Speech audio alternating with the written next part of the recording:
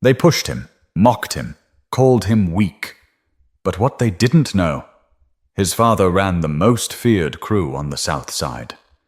Ayton Briggs stepped off the school bus with his hoodie up, headphones covering both ears, and a worn black notebook tucked under his arm.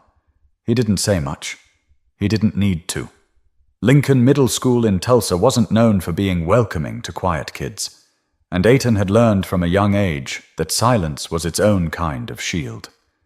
He kept his pace steady, walked past the chattering clusters of students in the courtyard, and headed toward the front entrance. First day, new school, different city, same nerves. But he kept his eyes low and his stride calm. Inside, the school smelled like pencil shavings and reheated cafeteria food. The walls were a mix of beige and old blue, the kind that made every middle school feel like a hospital that never got renovated. Kids moved in packs, laughing, yelling, bumping shoulders. Ayton didn't try to fit into any group. He'd already figured out that trying was usually what got you noticed in the worst way. "Hey, you lost or something?" a boy asked as Ayton stopped at the wrong classroom door. His voice had that tone, half joke, half challenge. Ayton barely looked up. "Nah, room 212. The kid just smirked and walked away with a shrug. A small moment, nothing serious. But Ayton could already feel the eyes. The glances that lasted a second too long. The whispers right after he passed. His style was clean. Black cargo pants, Air Force Ones, a slate-gray hoodie that hung just right. Not flashy, but not invisible either, and that was enough. By lunch, he found a quiet corner at the edge of the cafeteria, behind the vending machines. Pulled out his notebook. Started sketching. The page filled up quickly. Shapes, faces, shadows. Art was how he made sense of things. It didn't talk back. Didn't ask questions, didn't judge him by how he talked or where he came from. A group of boys sat 2 tables down, watching him now and then. One of them pointed. Another chuckled. Ayton didn't lift his head. "He's got that weirdo look." One whispered. "Bet he don't even talk. I bet he's drawing anime or some creepy stuff." They didn't bother coming over. Not yet. But the vibe was there.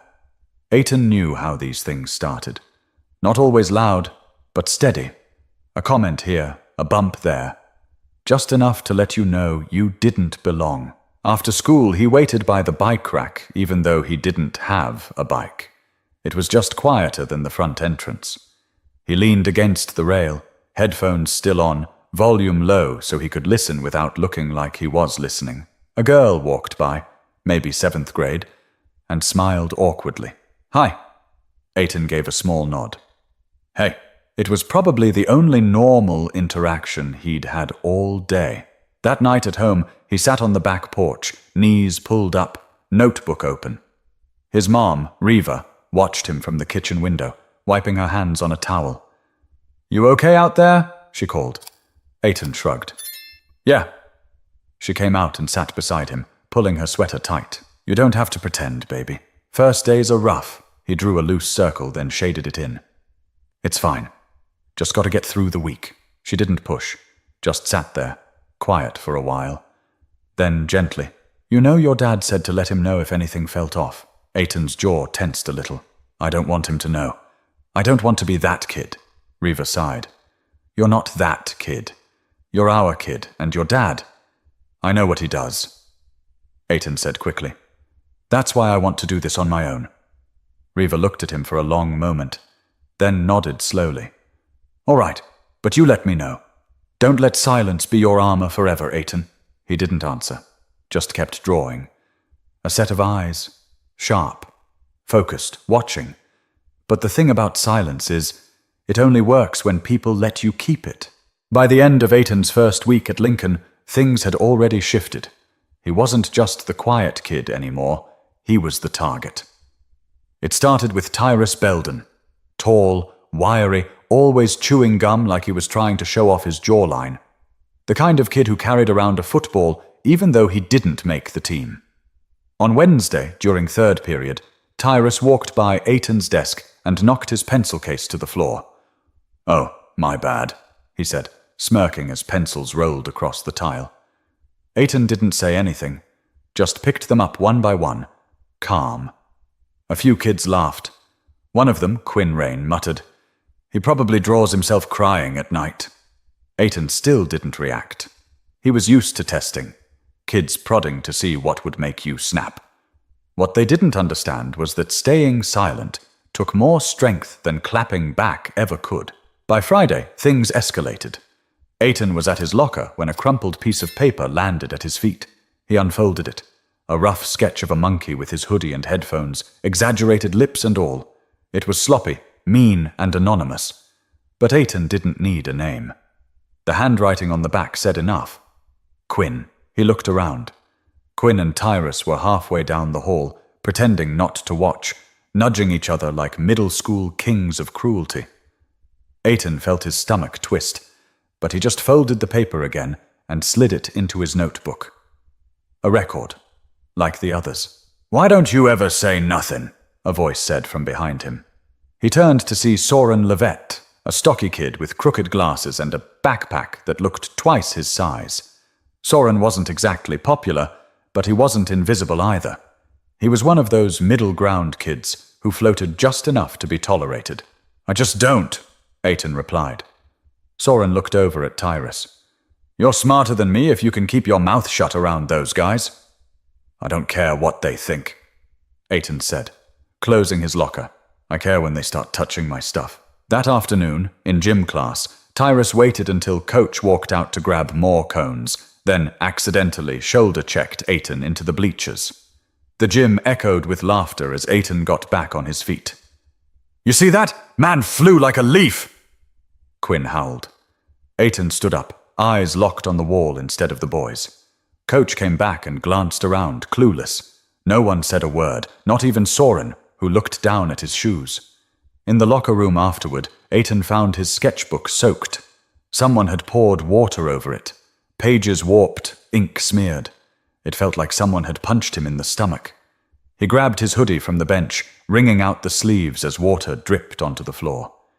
He didn't even try to find out who did it. That night, at the dinner table, Reva noticed the silence. "You're not eating," she said. "Not hungry." She looked at the soggy notebook on the counter. "What happened?" Ayton hesitated, then shrugged. It rained. Reva's eyes narrowed. "Ayton, I'm handling it, Mom. Please."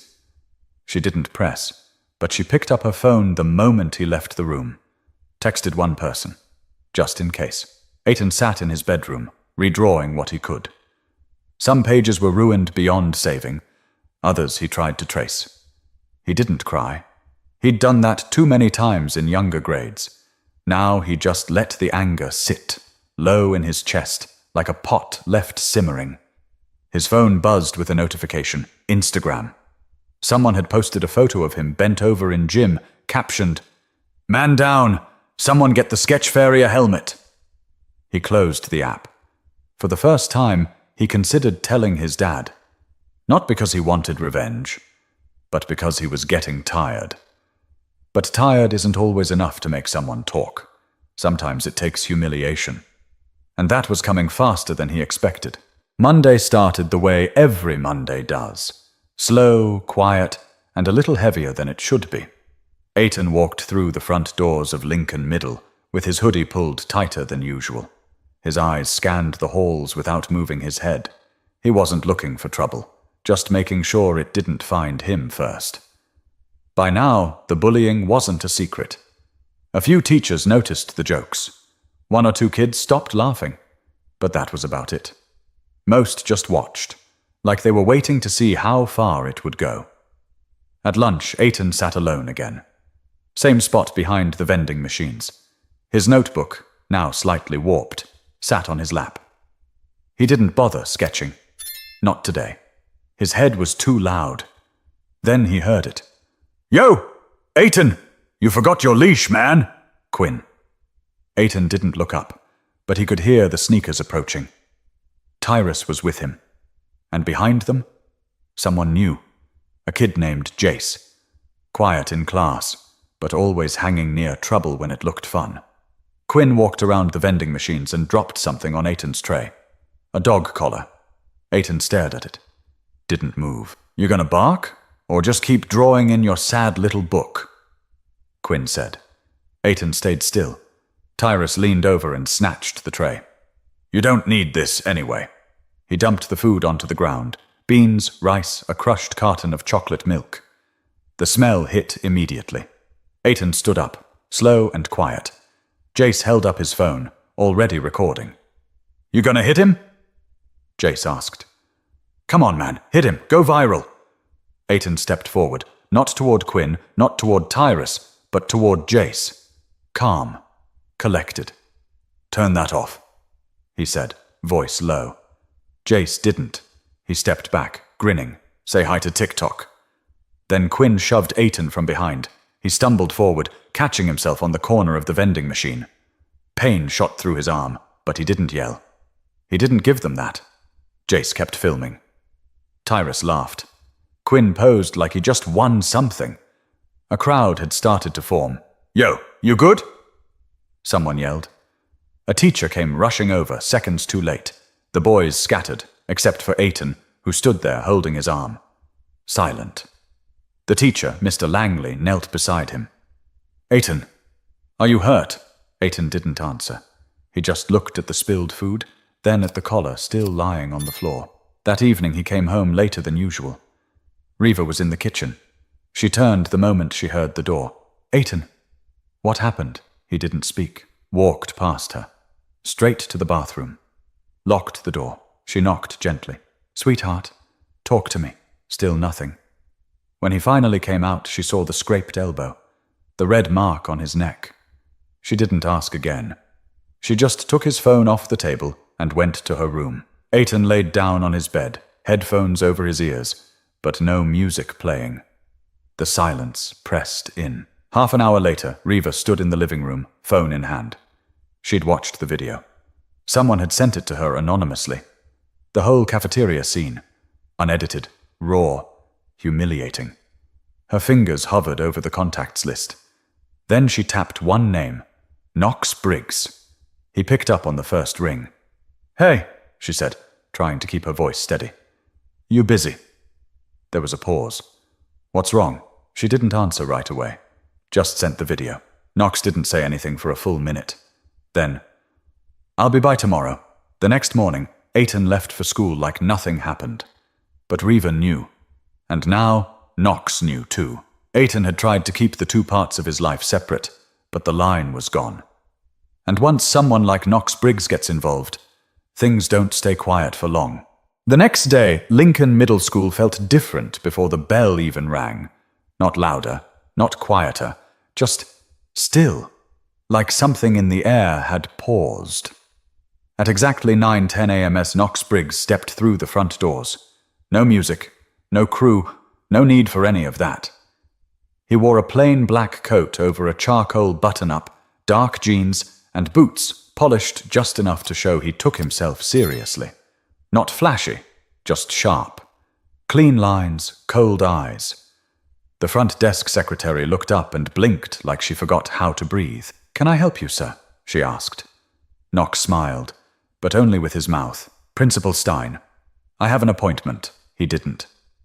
But 5 minutes later, he was sitting across from Principal Erin Stein, a woman who had spent years running that school with a clipboard and firm tone.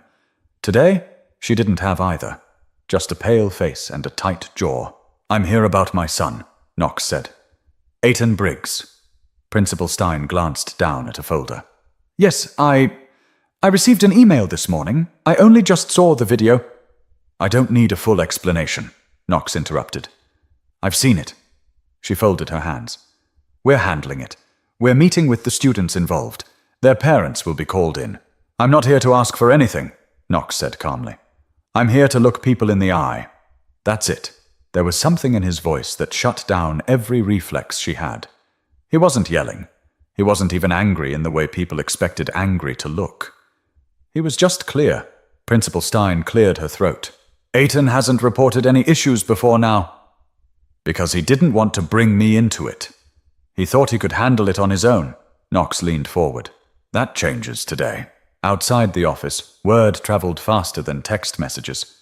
Some of the staff knew who Knox was, a name whispered years ago inside conversations, especially by teachers who lived on the South Side. Stories, allegiances, power that didn't come from title or paycheck, but from history. Mr. Langley, the gym teacher, whispered to Ms. Dennison, "You know who that is?" She nodded once. "I heard about his brother, back in O." By the time Knox left the principal's office and stepped into the hallway, the buzz had turned into silence. Students turned their heads as he walked past. Some instinctively stepped aside, like they didn't know why they were moving, just that they should. He didn't search for Ayton. That wasn't the point. But at the end of the corridor, he passed Tyrus. The boy was joking with Quinn near the water fountain until his eyes met Knox's. Knox didn't say a word, didn't change expression. Tyrus's grin faded. Knox kept walking. He stopped briefly near the office assistant's desk. "I'll be back at 3:15 to pick my son up." The woman nodded. "Yes, sir." Let him know. At 3:12, Knox was already parked outside in a black Charger with the engine off and arms folded across his chest. Ayton walked out with his headphones on, but spotted the car right away. His heart thudded once in his chest. He opened the passenger door. "You didn't have to come." Knox didn't answer right away. He looked straight ahead. "You know who you are, Ayton." Ayton hesitated. "I guess?" "No. You don't guess. You know." Knox turned his head slowly. "You carry my name. That means something. I don't use it for petty threats. But I also don't let people think it's meaningless." Ayton looked down. "I didn't want you to fix it for me. I didn't fix anything," Knox said. "I showed up. That's all I needed to do." They drove in silence for a few minutes before Knox spoke again. "Tomorrow, you walk in there the same way you did yesterday. Don't change a thing. Don't act harder. Don't act smaller. Just be you. I'll handle the rest." Ayton nodded, quietly, almost like a breath of relief had left his chest. But Knox's visit wasn't just for Ayton. It was for everyone watching. And some people were paying closer attention than others. Wednesday morning rolled in like nothing had happened, at least on the surface. The same school bells, the same cafeteria smell, the same cracked ceiling tile above room 209, but the hallways felt different. Kids still laughed. Teachers still barked reminders. But Ayton could feel the difference in the space around him. He walked through the corridor with his headphones on, hoodie half zipped, and notebook tucked under his arm like always. But today, no one tripped him. No one whispered anything clever. Even Tyrus kept his eyes glued to his locker, suddenly fascinated with its combination. Quinn looked up from his phone as Ayton passed by, then looked right back down. Nobody said a word. During third period, Ms. Dennison called on Ayton for the first time all week. "Ayton, any thoughts on the symbolism in the last paragraph?" He didn't expect it, but he didn't flinch. He looked up, clear voice steady. The writer's trying to show that pretending not to feel something is still feeling it. He's not numb. He's hiding. Ms. Dennison nodded. "Well said." A few students turned in their seats, not mocking, just noticing. At lunch, Ayton sat in his usual corner, but this time, someone approached. Soren. He stood there for a second, tray in hand, then said, "Is this seat taken?" Ayton looked up. "It's a bench." Soren chuckled nervously and sat. "Fair." They ate in silence for a while before Soren spoke again. "People been acting different."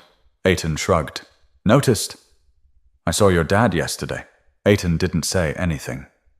Soren leaned in a little. "My cousin knows him. Said back in the day, nobody crossed him unless they had a death wish." Ayton gave him a side glance. "That was back in the day. Still. People remember." Soren paused, chewing his sandwich. "That's why Quinn's all quiet now. His mum made him delete the video. Said she doesn't want no problems." Ayton looked down at his tray. "I don't want people scared of me." "They're not scared of you," Soren said. "They're scared of what they did." That landed harder than Ayton expected. Later that afternoon, during study hall, Tyrus sat 2 rows over. He kept glancing at Ayton, tapping his pencil like he was trying to work up the nerve to say something. Finally, he stood and walked over. Hey. Ayton looked up. Yeah? Tyrus hesitated, then spoke in a quieter voice than usual. That whole thing in the cafeteria. It was dumb. I didn't mean for it to go that far. Ayton blinked slowly. You shoved me into a vending machine. I know, Tyrus said quickly. I was just messing around. Ayton stared at him. You ever get shoved into something just for breathing? Tyrus's mouth opened, then closed. Ayton went back to his notebook. Tyrus stood there a moment longer, then walked away. That night, Ayton sat on the back porch again, notebook in hand. Riva brought him a mug of hot cocoa and sat beside him without saying anything. Things were different today, he said after a while. Riva smiled, a tired but proud kind of smile. Good different?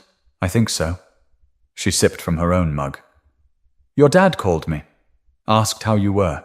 Ayton didn't look up. You tell him I'm fine. I told him you handled it better than most grown men would have. He smiled faintly. I didn't even do anything. Exactly. They sat quietly, the air cooling, the sky turning a shade of purple that made everything feel softer. Ayton flipped his notebook open to a blank page. For the first time in days, his hand started moving again. Sketching, not from anger, not from pain, but just because he wanted to. But there was still one more thing he needed to understand, something only his father could tell him. That Saturday morning, Ayton sat at the kitchen table, toast untouched on his plate, notebook open but blank. His thoughts were heavy, not angry, just full. Knox Briggs walked in from the garage, sleeves rolled, grease on his forearm from tuning the truck. He didn't say good morning. He rarely did. Just poured his coffee, sat down across from his son, and let the silence settle between them. Ayton finally spoke. You used to be different, right? Knox didn't flinch. Still am. I mean, people talk like you were some kind of legend. Even Soren said his cousin was scared of you. Knox sipped his coffee. Fear's easy to earn. Respect's harder. One fades, one stays. Ayton nodded slowly. I didn't want people to respect me just because of your name. You think that's what happened? Knox asked. Ayton shrugged. Maybe. Knox leaned forward, locking eyes with his son. Listen close. My name might have stopped some noise, but it didn't change you. You didn't run. You didn't throw hands. You didn't beg anyone to fix it. You stood up straight, kept your mouth shut, and let the world show its cards. But I didn't fight back. Ayton muttered. I just took it. No, Knox said. You took it until it became theirs to answer for. You made them show who they are. That's strength. Ayton looked down at his notebook. You ever feel like you're carrying two versions of yourself? Knox chuckled once, low and real. Every damn day. Ayton smirked. I used to think I had to be the loudest in the room, Knox said, leaning back. Then I learned the loudest man's usually the weakest. A quiet man with a line you don't cross. That's the one people remember. Ayton nodded, slower this time. Knox stood up, drained his coffee, and grabbed his keys. Come on, let's get some air. They drove to a lot near the old bridge on the south side, an empty spot where Knox used to box when he was younger. It wasn't a big place, just cracked pavement and bent fencing. But to him, it was sacred. Knox turned off the engine. This is where I figured out who I wasn't going to be. My older brother, he wanted power, control. I just wanted space. You know what I learned standing out here? Ayton looked at him. People are either echoes or originals. You keep echoing what they throw at you, you'll disappear. But if you stand your ground, make your own sound, even if it's quiet, it stays. They sat there in silence for a while. The wind picked up a little. Ayton opened his notebook and started drawing again. He didn't know what the picture was yet, but his hand moved like it remembered something his mind hadn't caught up with. When they got home, Riva was watering the plants out back. Ayton walked past her, paused, then hugged her from behind. She froze, surprised, then smiled. You good? She asked softly. Getting there, he said. That night, Ayton didn't wear his headphones to bed. Instead, he lay there, eyes open, thinking about the cafeteria, the vending machine, the apology, the look in his dad's eyes. He realized something then. Knox didn't come to scare anyone. He came to be seen, to remind people that silence doesn't mean weakness, and presence doesn't need noise. The next Monday, Ayton sat in class beside Soren. They didn't say much. They didn't have to. During lunch, he sat at his usual bench. Some kids walked by and glanced his way, but didn't laugh, didn't whisper, just moved on. And when Tyrus walked past, he gave a small nod.